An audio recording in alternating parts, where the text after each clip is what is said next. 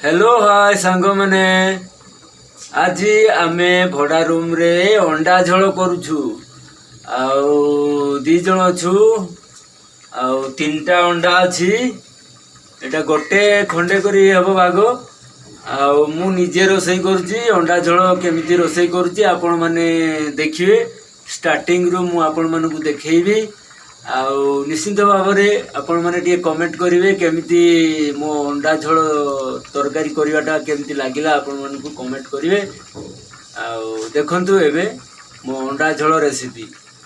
कहुणी चटा अंडा झोल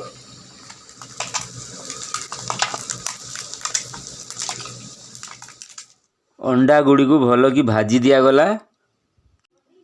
आलू आगरू सीझा होता छड़ा हो पूरा बाग कर रखाई एबे आमर तेल पकईकी पियाज गरम करी भजा होगी आलू पकाला ताकू भल कि टे घांटी दिया होची भल कि भजाटा आमर प्रस्तुत होला परे ताकू लुण टे एबे किछि दिया गला तापरे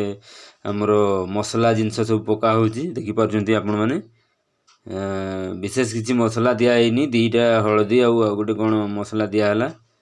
आमर पानी किछि दिया गला आमर पूरा आलू को सब कषा होगी भल मंद मसला फसला पड़ी सब काम सरीगला एबे ताको पानीटा फुटीगला मु एबे अंडाटा को पकईदेवी देखि पारजंती सांग माने मु एबे अंडा को पकईदेली ताकू टिके एबे घांटी देवी बस कहुणी चटा अंडा झोल रेडी हो गला बस एबे भात बढ़ा जीवो ताकू टिके ठंडा करके बस भोजन करा जीवो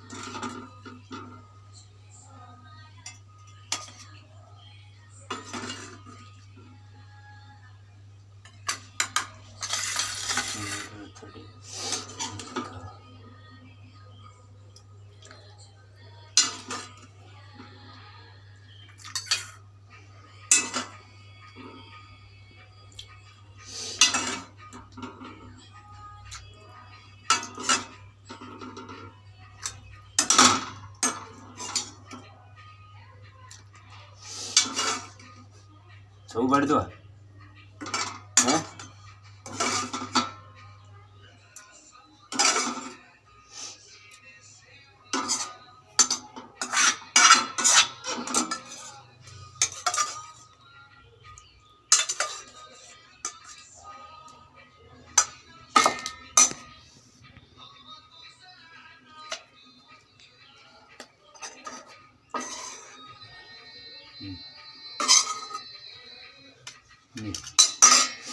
बस हो गला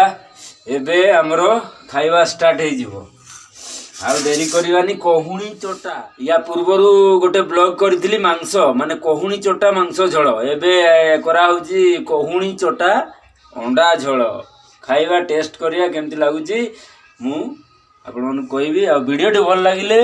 निश्चिंत भाव में गोटे लाइक आउ सब्सक्राइब कर जो मैंने सब्सक्राइब करना सब्सक्राइब करदे मत सपोर्ट करंतु एमिति मजादार ब्लॉग देखिया सपोर्ट करंतु बाय।